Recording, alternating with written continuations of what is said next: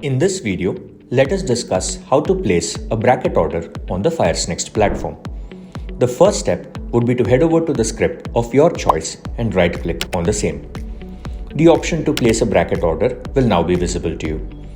The keyboard shortcuts have also been displayed over here.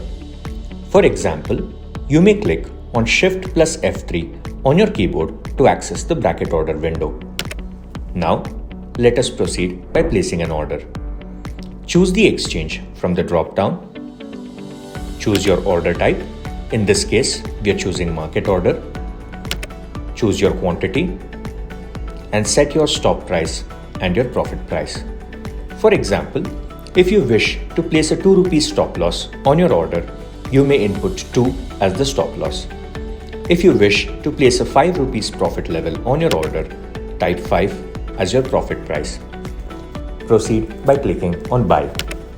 We have now managed to successfully place a bracket order. The same can be tracked by heading over to the position book and clicking on Get Positions.